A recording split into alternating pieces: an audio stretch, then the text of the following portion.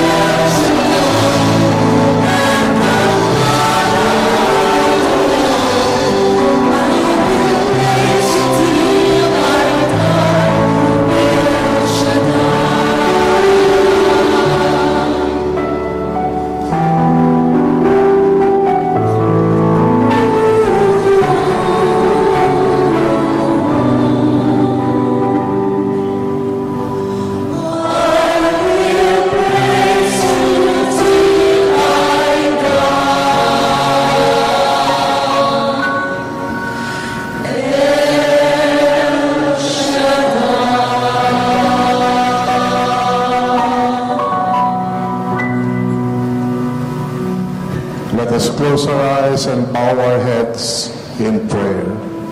In the name of the Father, and of the Son, and of the Holy Spirit. Amen.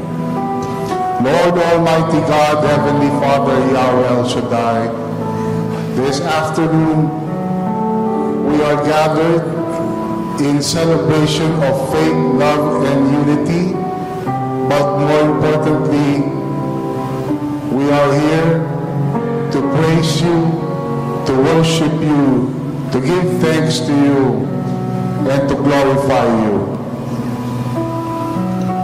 Lord, we ask that this afternoon you lift our burdens, you grant us healing, you grant us the resolution of our problems, and you grant us the forgiveness of sins. This we ask in the mighty name of our Lord and Savior, Jesus Christ. Amen. In the name of the Father, and of the Son, and of the Holy Spirit. Amen.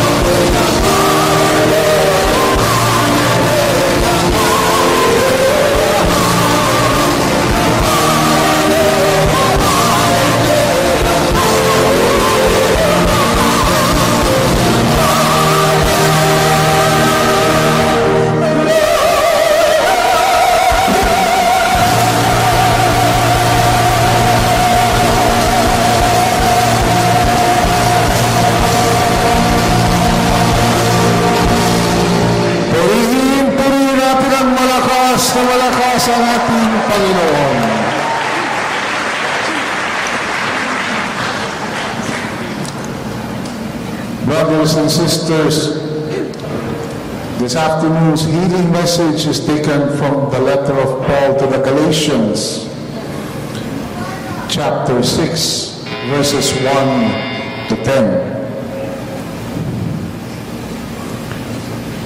Brothers, if someone is caught in a sin, you who are spiritual should restore him gently. But watch yourself, or you also may be tempted. Carry each other's burdens, and in this way you will fulfill the law of Christ. If anyone thinks he is something when he is nothing, he deceives himself. Each one should test his own actions. Then he can take pride in himself without comparing himself to somebody else. For each one should carry his own load. Anyone who receives instruction in the Word must share all good things with his instructor. Do not be deceived. God cannot be mocked. A man reaps what he sows.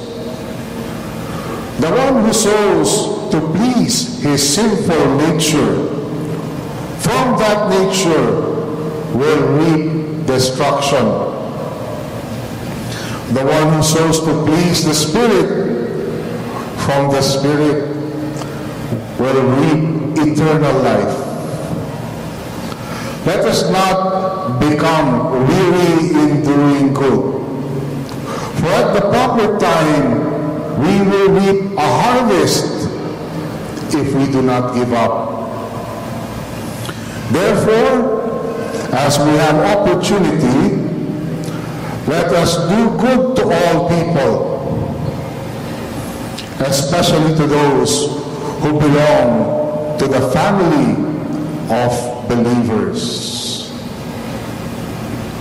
Brothers and sisters, the word of the Lord. To God be the glory.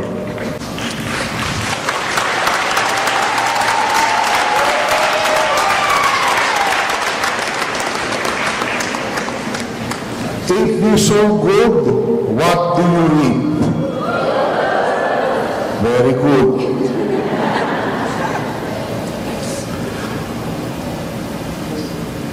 So if you believe,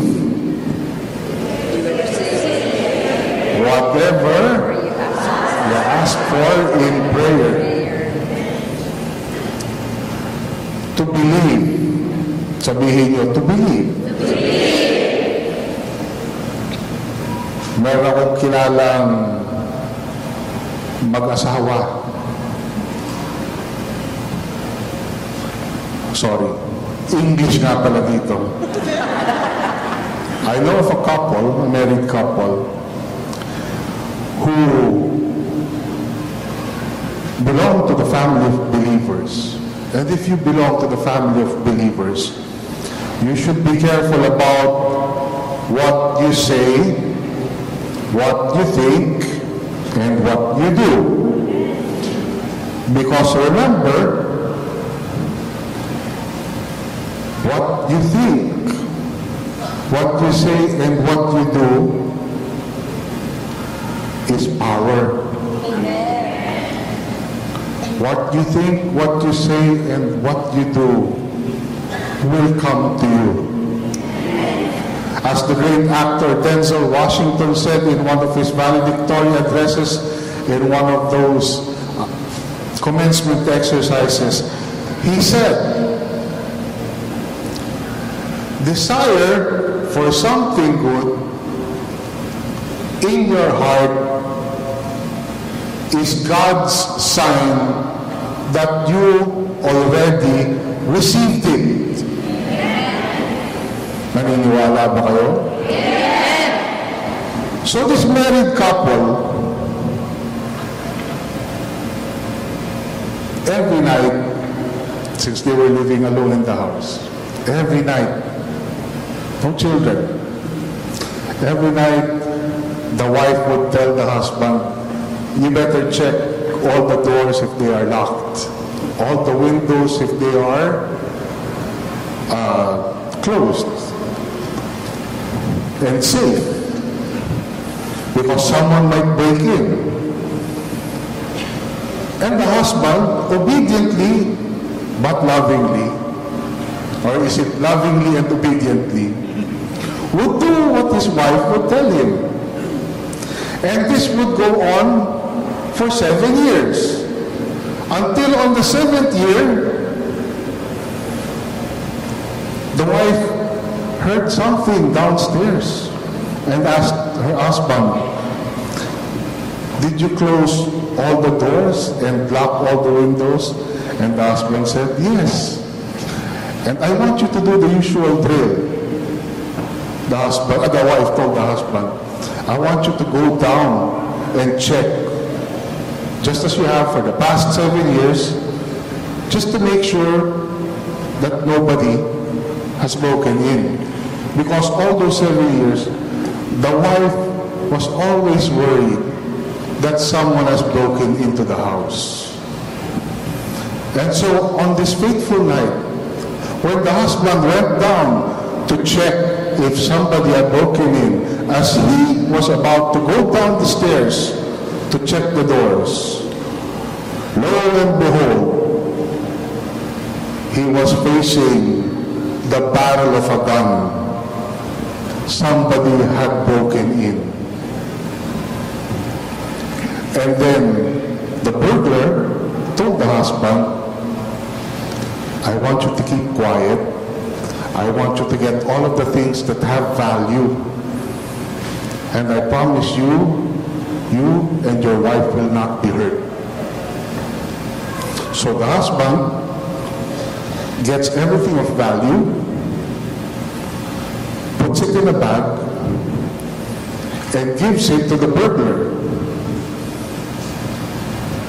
And then as the burglar was about to leave, he said, wait a minute, you can't go.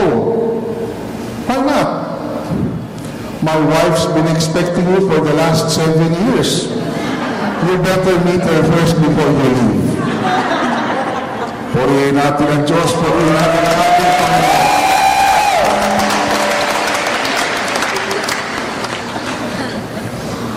And so, brothers and sisters,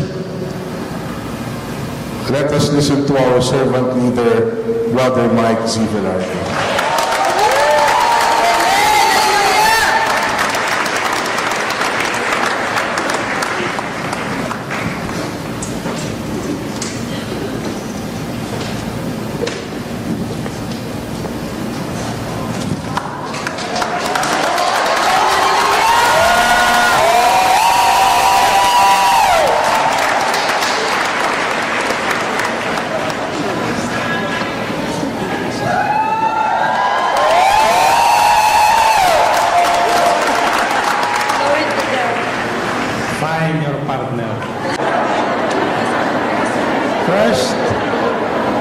Sasabihin niyo sa partner niyo, God is good. 1 plus 1?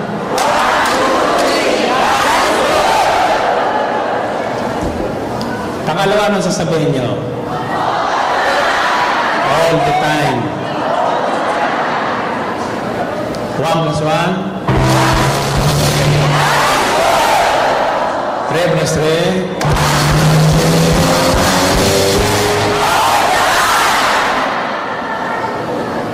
Do you believe that? Amen. No matter who we are, no matter what sin you have committed, always remember this: God is always good to you. Now, if that is the case, what will you say the last time to your partner? If God is good all the time, what are we supposed to do all the time? Okay. Ito ang sasabihin nyo, ha? Then let us do good to each other all the time. Ulitin nyo nga.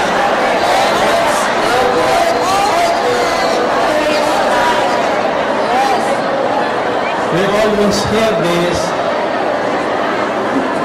Lagi nating naririnig, God is good. And that is very true.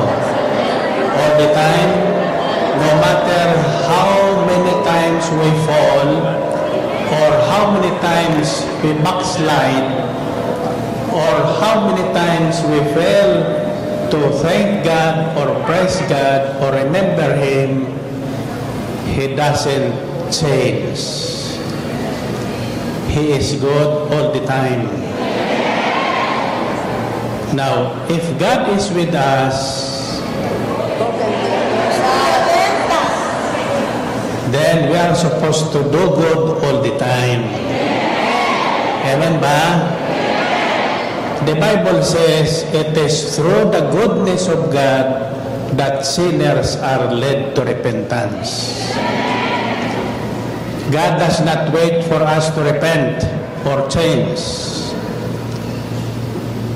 We change because in spite of the fact that we seldom remember God when we are up there or when we are rich or when we are happy, God does not change. He is ready all the time to welcome us. He is ready all the time to bless us. He is ready all the time to answer all our prayers. So, if God is good all the time, what are we supposed to do? Let us do good to each other all the time. 1 plus 1. 3 plus 3.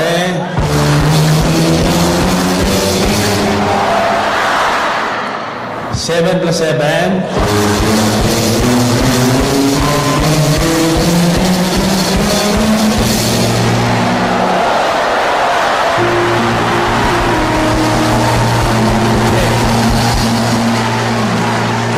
Tayo tapos, ha? Kasagaman nyo. Now, it's easier said than done. According to Hebrews 12:14 and 15, it says there, make every effort or extra effort to be at peace with all men and to be holy.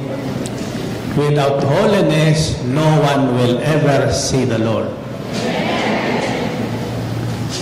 You mark that, huh?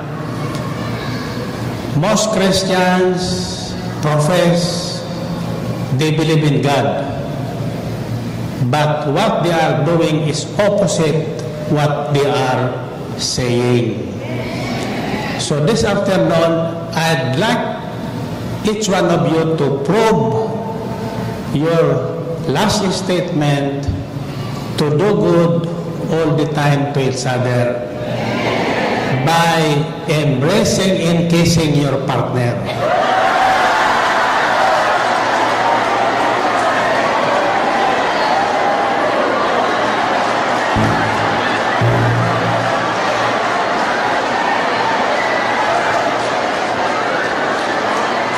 Okay?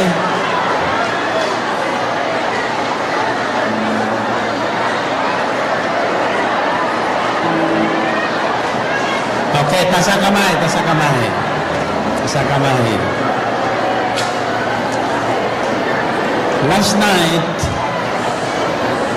Last night, if you were one among those during the discipleship night, I shared something different from this one, but this is similar to that message. It's about the parable of the talents. The kingdom of God is likened to a rich man who was going on a journey. He called all his servants together and left sums of money to each of them according to their own ability. After some time, the master returned and asked for an accounting. Always remember this, we will be held accountable by God for everything we do in this world. A day of accounting will come.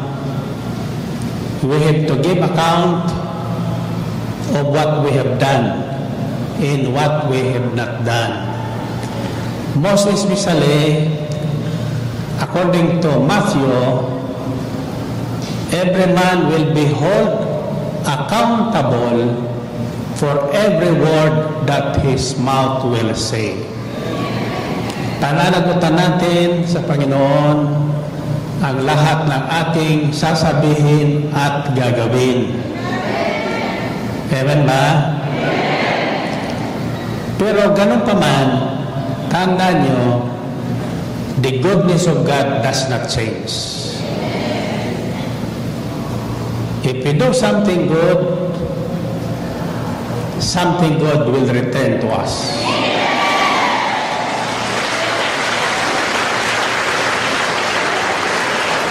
This is what I call seed time and harvest. If we continue to plant or sow seeds according to our personal desires to satisfy our flesh, the sinful nature, when harvest time, we will reap destruction. But if we forget ourselves and start to do good to others according to the Word of God, then we will reap eternal life. Malinaw ba? Okay. I'll try to speak in English as much as possible, pero pag kinapos ako, i-interpret nyo dyan sa kasama nyo, ha? Pag tumawa kayo, tiyak sasama sa tawa yan. Gaya-gaya lang tayo eh. Pag in-interpret, pag translate nyo, tatawa uli yan. Naniwala kayo? Okay.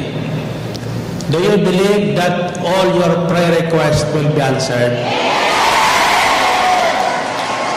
Mayroon ba kayo? Okay, taas natin ang ating mga prayer requests. And let's give Him thanks with a grateful heart for His goodness.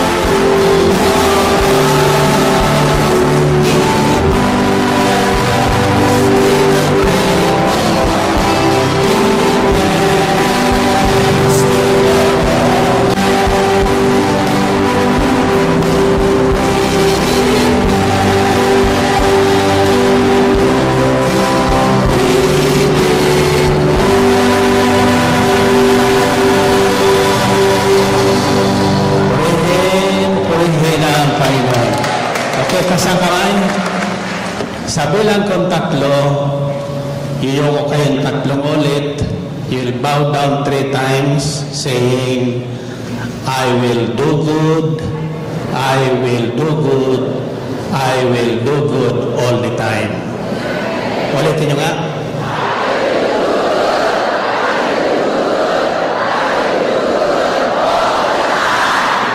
Isa, dalawa, tatlo.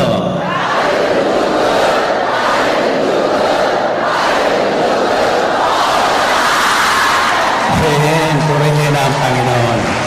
Okay, you may be seated.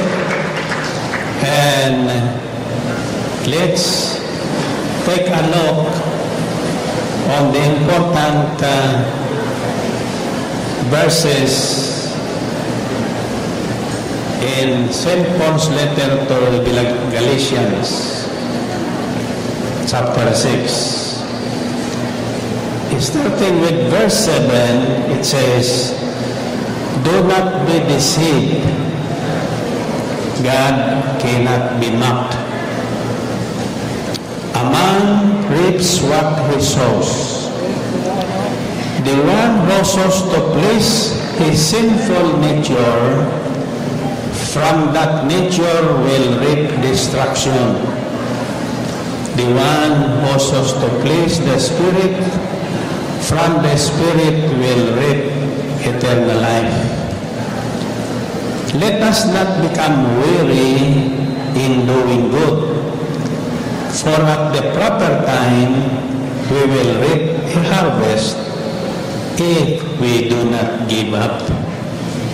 Therefore, as we have opportunity, let us do good to all people, especially to those who belong to the family of believers." Purihin natin, Panginoon. Purihin ng Diyos. Now, brothers and sisters, I'd like to share with you something not new, but seldom we do not appreciate with the God we worship. God is good all the time. He never changes. He is never affected with what we are doing. According to Scripture, He causes the rain to fall on the righteous and sinners alike. He causes the sun to shine both on the righteous and sinners. So, pantay-pantay. Subalit, when God pours out His blessing, some receives more than the others. Why is this so? Because when it rains, some people will open their umbrellas. True or not? True. Some who do not have umbrellas will be wet from head to foot. Sa atin,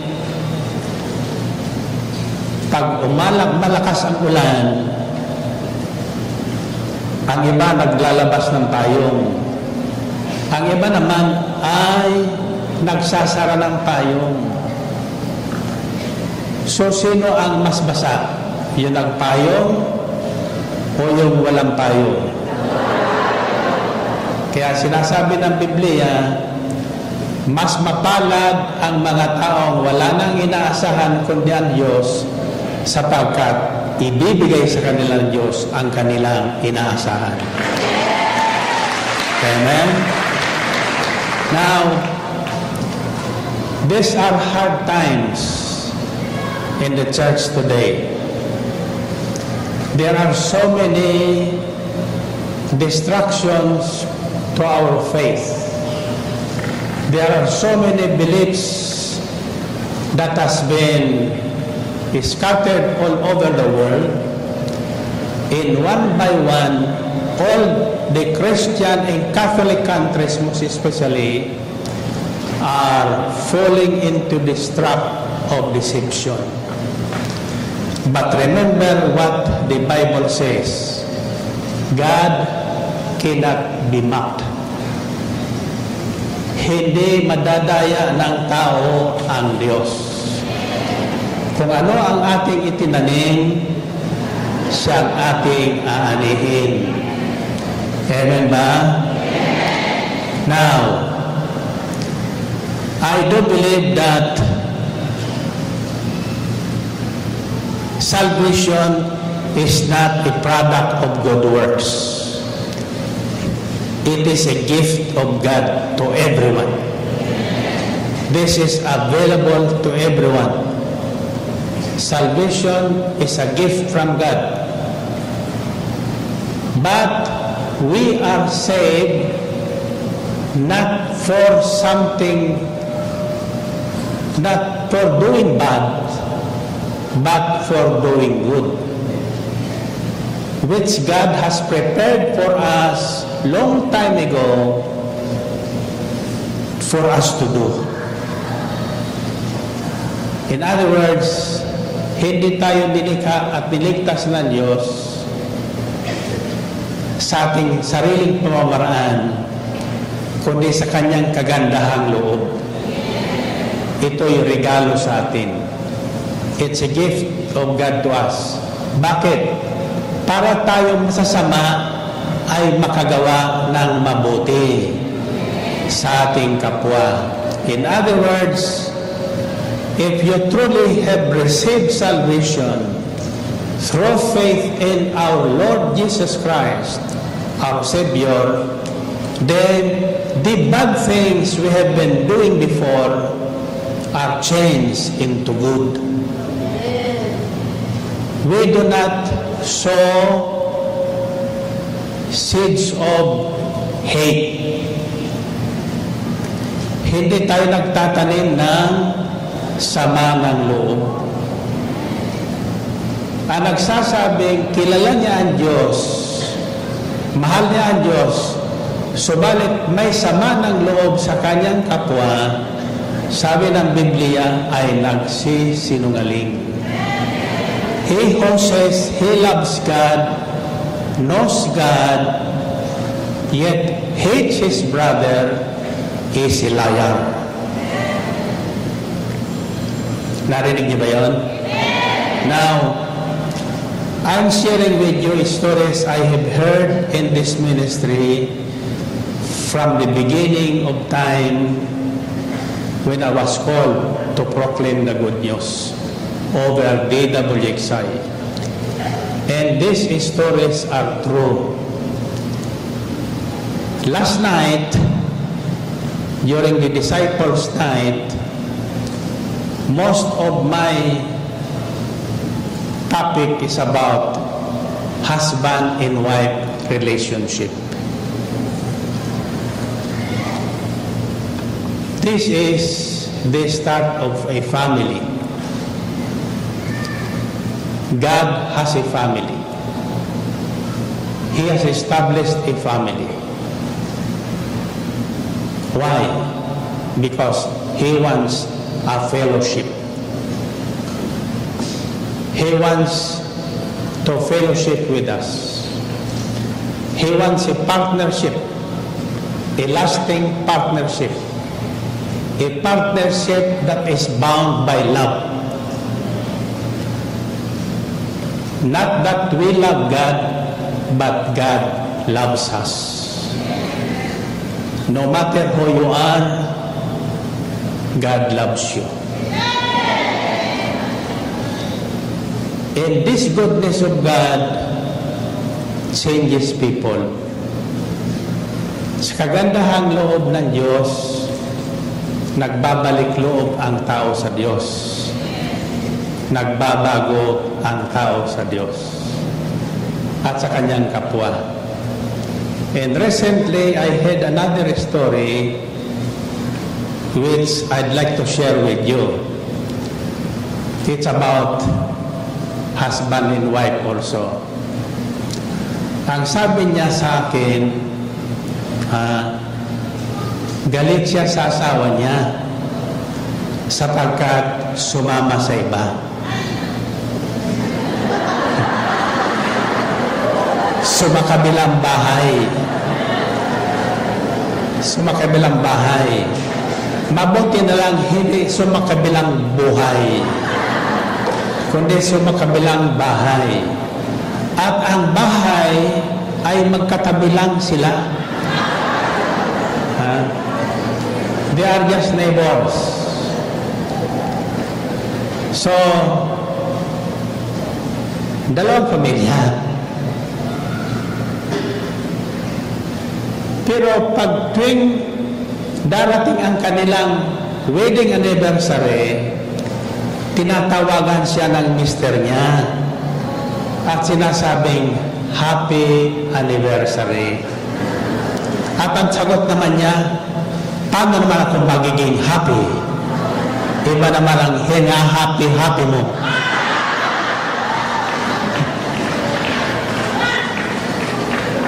Pero ang tanong ko sa kanya, mahal mo ba ang asawa mo? Mahal naman daw niya. Well, anyway, to cut this story short, I said, when is your wedding anniversary? 2 years from now. Ang sabi niya sa akin, alam ko nandiyan ka, tahimik ka lang. Huwag mong bimbulong sa katabi mo yan. Sapat may pangako sa akin. Pag tinupad niya ang pangako niya sa akin, iiwan ng mister mo yung anak at babae niya at kayo ang magiging tunay na pamilya. And how do you do that? You change your hatred to love. To love. Yan. Nung kasabab sila, wala daw. Yung kanilang wedding ring, nandong sa ninong. Ay hindi dumating ang ninong. So wala silang wedding ring, nanghiram lang sila. Eh yung pala, siguro hiniram doon sa naging babae ng asawa. Hindi ko lang naitanong sa kanya. Well anyway, ano anyang gagawin namin? Kako, pabilin mo siya ng bagong wedding ring. Always remember this, whatever God puts together, nobody can put asunder. Ang pinagsama ng Diyos ay hindi maaaring paghiwalayin ng tao. Amen ba? So it says here, do not deceive yourselves. God cannot be mocked. Whatever we sow, we will reap. If we sow to please our sinful nature, we will reap total destruction. But if we sow to please the Spirit, who is God, in us, God in us, not with us. If you have received Jesus Christ by faith into your heart, then Jesus is in you. Not only with you, but is in you. St. Paul said, if any man be in Christ, he becomes a new creation. The old is gone, the new comes into play. What is the old? The old life is the sinful nature. It is easily carried by the ways of this world. Nadadala tayo sa uso ng mundo. Dinadaya natin ang ating sarili. Hinihikayat tayo ng mundo sa ating pakiramdam. Kaya marami ang may karamdaman. Dahil sa pakiramdam. Wala namang sakit, may pakiramdam, may nararamdaman. Kaya pupunta sa doktor. Ang sinabi ng doktor, wala ka naman sakit, eh dok, masakit ang ulo ko. So bibigyan siya ng gamot sa sakit ng ulo. Is not that deception? Ang sabi sa akin niya ni Sister Belen, nag-iinarte ka lang. Wala ka namang sakit. may sakit talaga ako. Noong nakaraang taon. Ano ginawa niya? Sinampal ako kaliwa kanan. Wala kang sakit, wala kang sakit, wala kang sakit. Ang sabi ko, masakit na yan.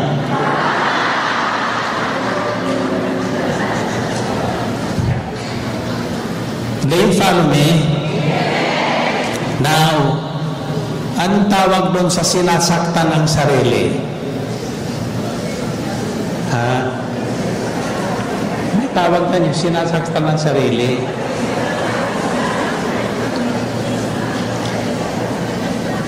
Bakit mahilig tayong saktan ang ating sarili? Tatandaan nyo, ang Diyos ay tinanggap na ang lahat na hirap at sakit alang-alang sa atin dahil sa kanyang pag-ibig sa atin.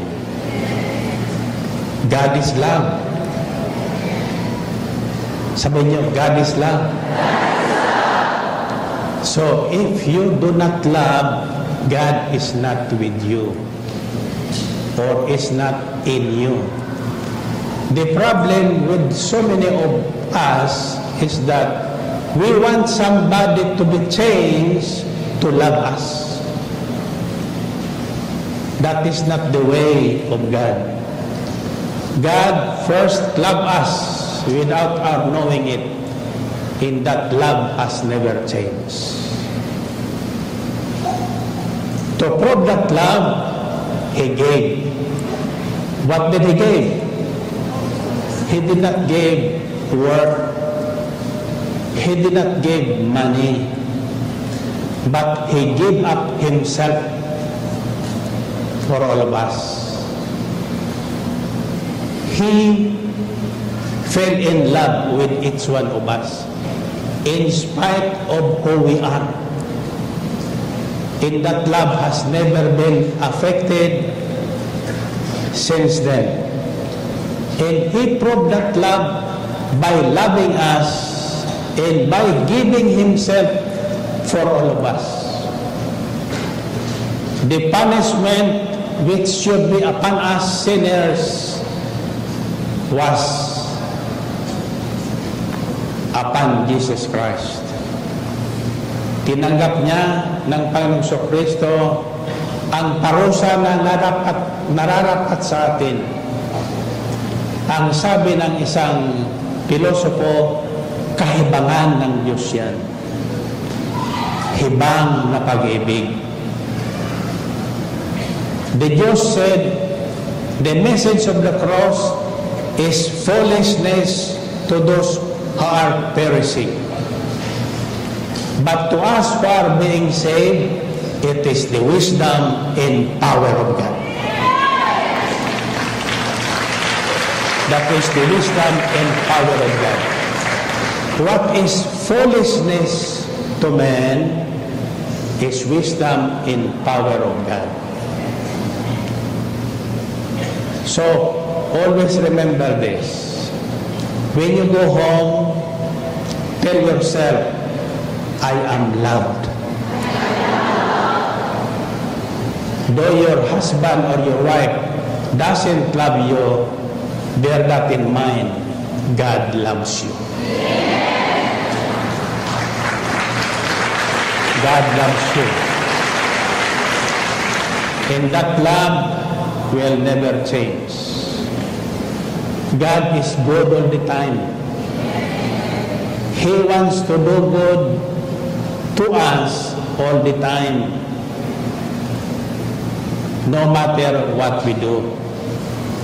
Kaya maririnig nyo sa patutuo ng marami sa gawaing ito, sana nasumpungan ko ito noong pang bata-bata pa ako.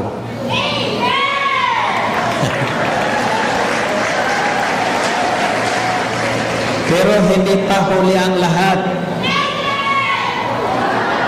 Ayan, dalawa ng malakas. Sabay niyo silang malakas na amen. Oh, sabi ko na, magagawa niyo yung dapat gawin niyo kung gugustuhin niyo. Amen ba? Subalit gustuhin niya natin sa hindi, ito ang isang katotohanan na natutuhan ko. Gustong gusto o ibig na ibig ng Panginoon na pagpalain tayo sa lahat ng bagay.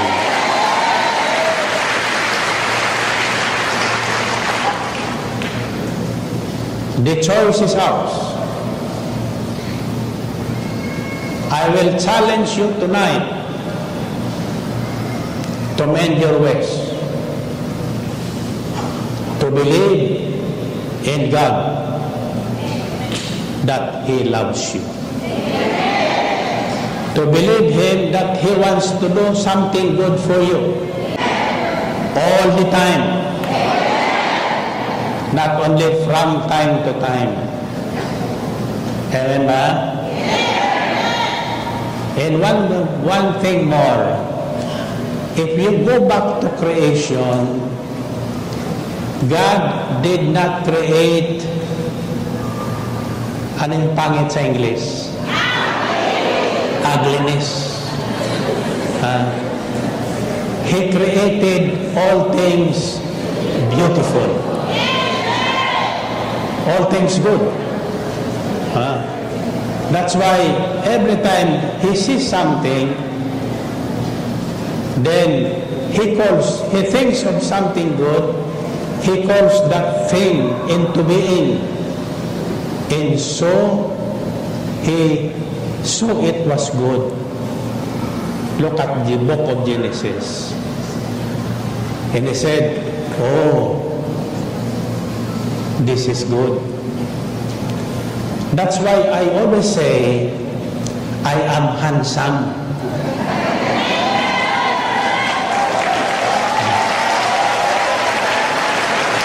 You know why? Whether you believe it or not, that's what God looks at me. I am created and crafted by God in my mother's womb, perfect. As I am today. But before, I thought I was ugly because I courted so many girls in my high school days. Pero they never said yes to me. So I thought pangit ako. Pero magbabasa pa ang Biblia, saka ko naniwalang gwapo ako. Kahit hindi maniwala ang may bahay ko na gwapo ako, pero sa katagalan, isang umaga narinig ko, tinitinan niya ko, gwapo talaga ito pala.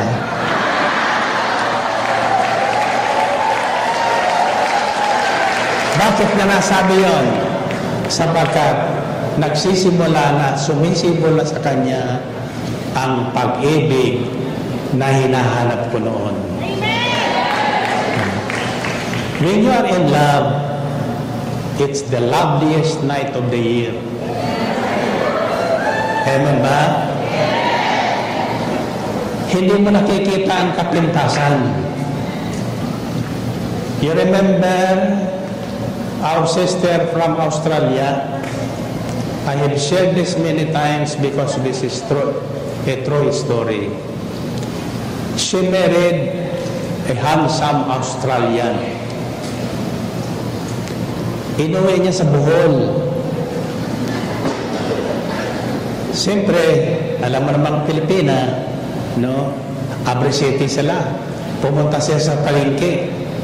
Ang sabi ng mga Boholano sa palengke, tingnan mo itong mga puting ito, ang hilig sa mga pangit.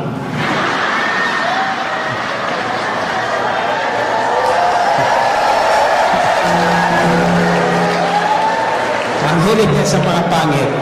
Ang sabi ng mga Australiano, what are they talking about? Why are they laughing? Ang sabi ng babae, they are saying, you are handsome, I am beautiful.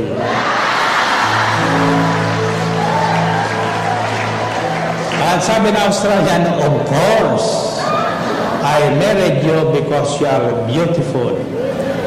Ito na, umuwi ng Australia. Pagdating sa Australia, sabi ng babae, Han, look for me the best plastic surgeon in Australia. And the Australian said, why? What are you doing? What are you going to do with that plastic surgeon? And she said, remember those people in Bohol talking about us? Yeah, I remember. They are saying, I am handsome, you are beautiful. And she said, no. They said, you are handsome, I am pangit. Why? Because you have a long nose, I have a flat nose. So I want a nose lift. Then the Australian said, don't you ever do that. I married you because of your flat nose.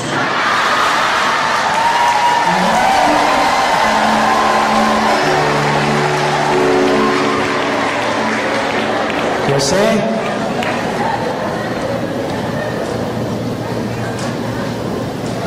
Beauty is in the eye of the beholder. Amen? And always remember this.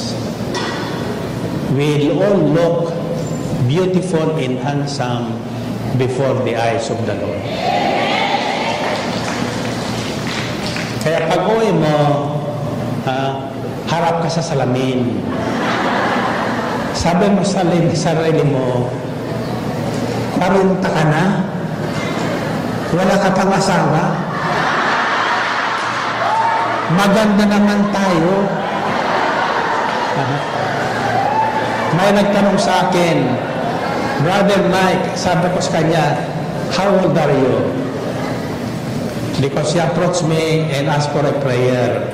Kako, what do you want? I need a husband. I said, you are so beautiful. You are still single? Yes. Ang sabi ko sa kanya, ito tandaan nyo. Kasi tayong mga babae, naghihintay lang ligawan. Hindi pwede yun.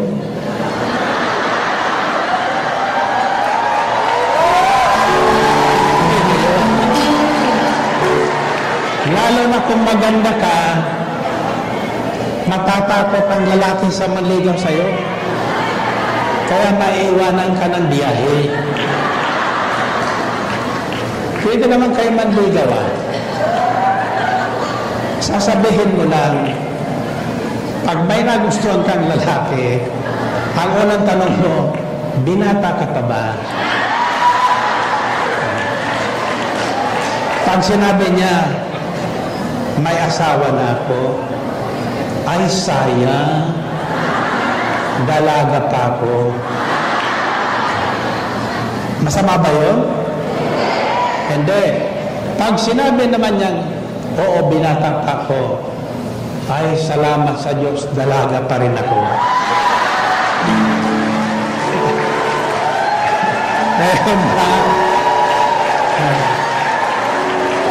Don't be too shy. Huwag palalagpasin. Remember this, God said, it is not good for a man to be alone. I will give him a suitable helpmate. Suitable helpmate. Not a suitable helpmate. Suitable helpmate. May kanta tayo, di ba? Magagawa natin ang lahat ng bagay. May isang bagay lang na hindi tayo magagawa na mag-isa. Ano yun? Magagawa natin.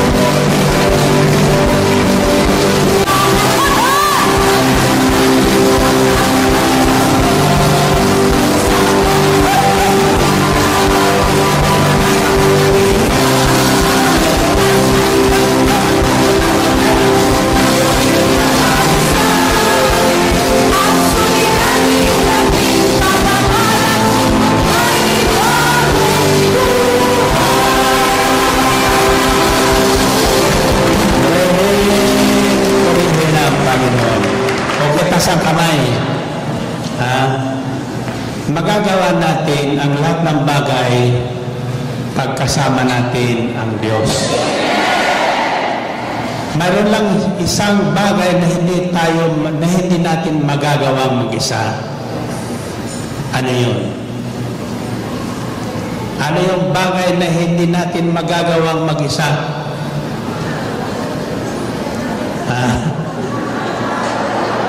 Anak. Hindi ka pwedeng magkaanak na mag-isa.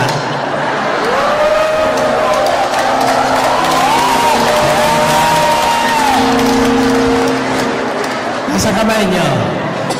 Kaya hindi pwedeng sabihin natin, anak mo yan. Anak ko yan. Hindi. Ang masasabi natin, anak natin iyan. Amen ba? So tatandaan niyo, hindi pwedeng magkaanak ang babae sa babae. Hindi pwedeng magkaanak ang lalaki sa lalaki. Ang lalaki ay nilikha para sa babae. At ang babae para sa lalaki.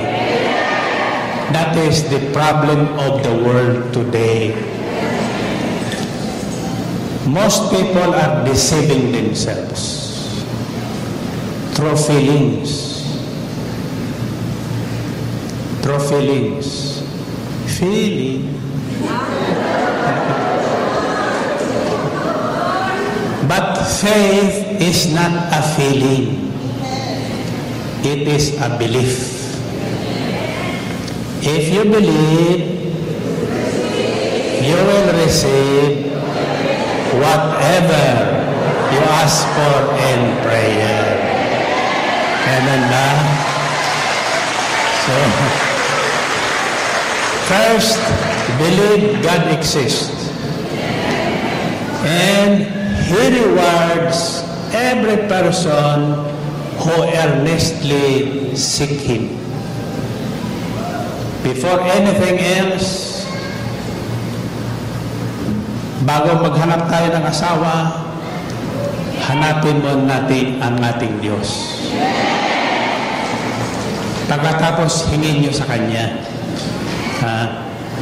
Paano nyo malalaman na iyon na nga ang suitable sa iyo? Lunes, nang kami ay magkita, Martes, nang kami ay magkilala,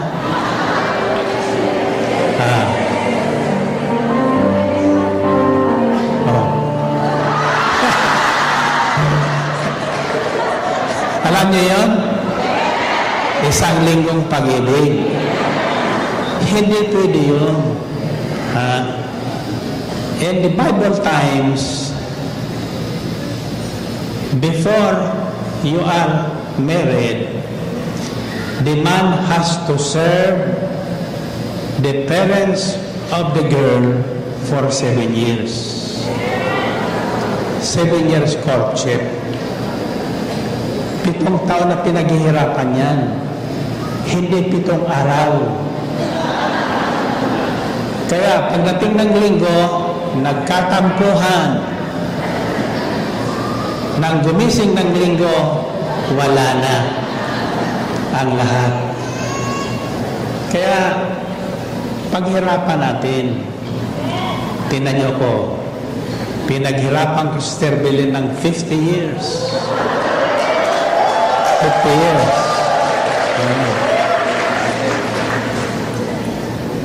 Ngayon, hindi ko na siya pinahihirapan. Pero ang sabi niya sa akin, huwag ka na mag-aarting may sakit kang akong nasasaktan. Kung kailan pa ko umibig, saka ka naman magkakaroon ng karamdaman. Kaya ako kahit may sakit, hindi ko sinasabi sa kanya. Wala akong pinagsasabihan ng sakit. Ang karamdaman o sakit ay hindi pinamamalita yan. don't you ever glorify your sickness by telling other people what you feel. Because that is deception. Okay? IPN. Narinig yun? IPN. Anong ibig sabihin IPN? Isip, puso, ngoso. Kung anong isipin mo, matatanim sa puso mo. Kung anong laman ng puso mo, lalabas sa bibig mo. Isip, puso, ngoso. Kailangan yan nagkakaisa. Hindi pwedeng sabihin, gamitin mo ang isip mo, wag ang puso mo. Ang sabi ng nanay sa anak niya, anak, bago ka mag-asawa, pag-isipin mo muna, gamitin mo ang isip mo, wag ang puso mo. Hindi pwede yun. Maguguluhan ka noon. Isipin mo muna ng mabuti. Pag iyan ay mabuti, sasamahan ka ng Diyos. Kasama mo ang Diyos. Kapag kasama mo ang Diyos, hindi ka magkakamali ng iyong pipiliin. Pasa kamay. Life is a matter of choice. If you want to go home sad and lonely dahil wala ka ng pamasahe,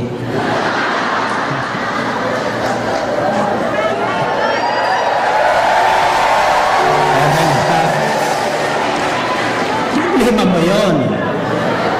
Pero if you decide to go home happy in spite of the fact na wala ka ng pamasahe, bibigyan ka ng Diyos ng kotse.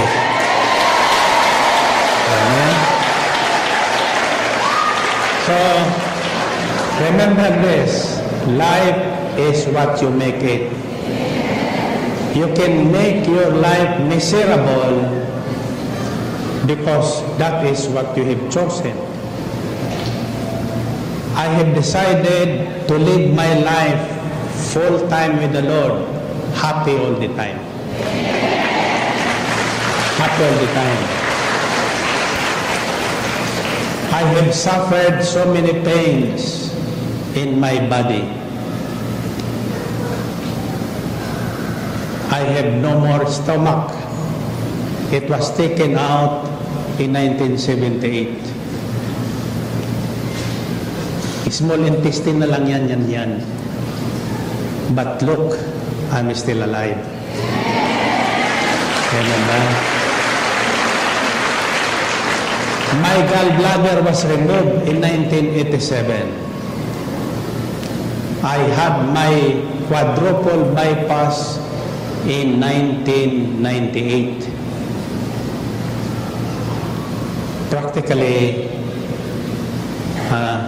kung nais mong matanto, buksan mo ang aking puso.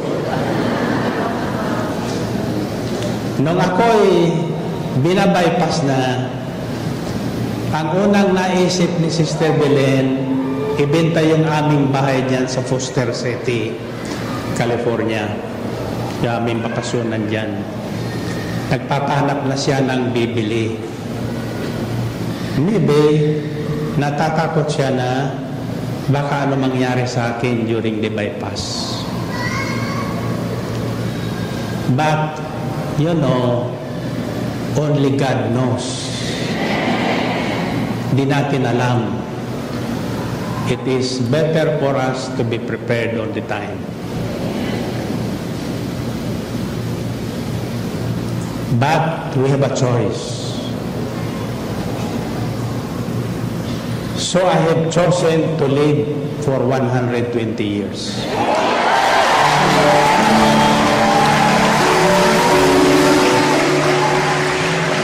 You know why? Because I have a family. I want to see my children. Dear children.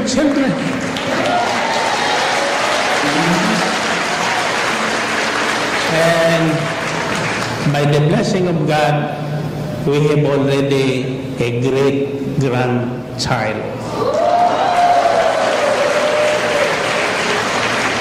Wala kaming apo sa tuhod at tinatawag.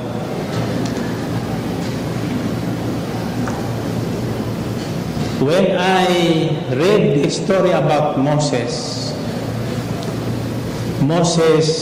lived 120 years with a 20/20 vision and with the strength of a 40-year-old man. Hindi nagbago yung kanyang lakas, hindi nagbago yung kanyang paningin. In spite of 40 years traveling in the desert, hindi nagsalamin si Moses.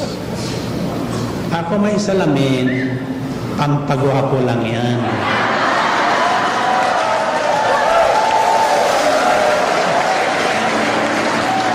Last year, I had my eye check-up. Yung aking eye doctor, nagulat. Ang sabi niya, wow, your vision is 20/20. Ang hindi niya alam, minimorya ko yung mga letters.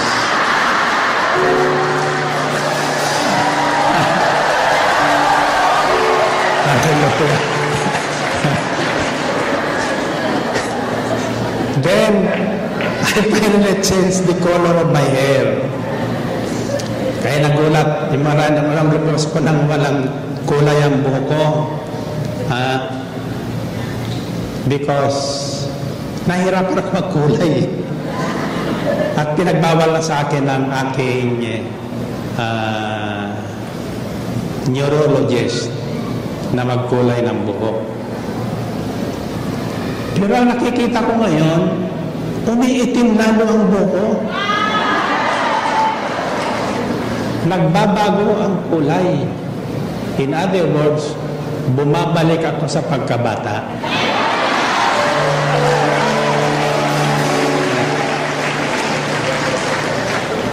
Kaya next time we will see each other, batang-bata, itim na yan. Natural na itim yan. And Sister Belen is always using that artificial teardrops. Kasi yung isang mata ko ay naubusan na ng luha. Saka iiyak ko sa kanya for 50 years.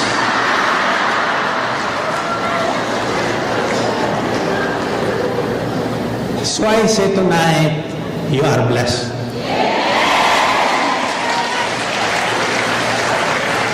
Find your partner again. Hindi na tayo kakanta ngayon. Ang unang sasabihin mo sa kanya, thank God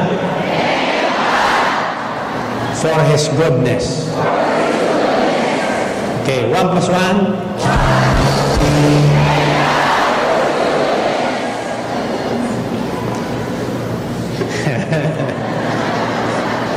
Sasabihin mo, pangalawa, you are handsome, I am beautiful.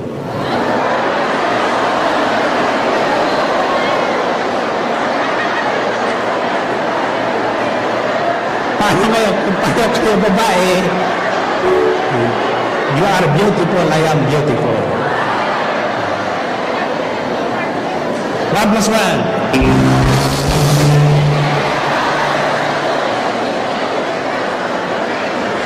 3 plus 3.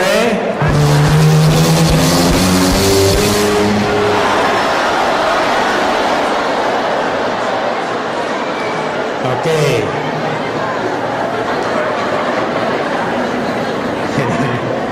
Ito ang huling sasabihin nyo. You can go home happy tonight.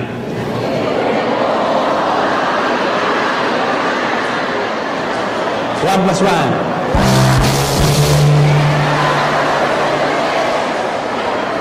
3 plus 3.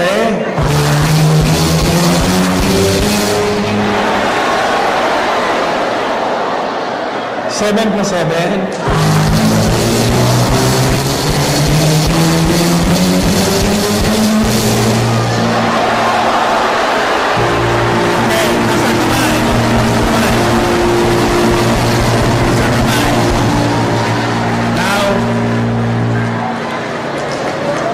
I'd like to touch each one of you.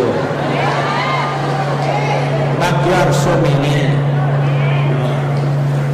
There is no magic in my hands. Your hands are blessed as well. So I'll throw by faith something good to you.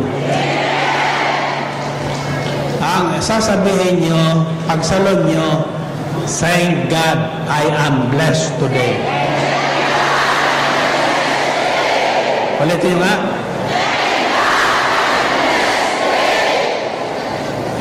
Do you believe that? Dapat makita sa mukha niyo yan, ha? Pagawa niyo. Are you ready?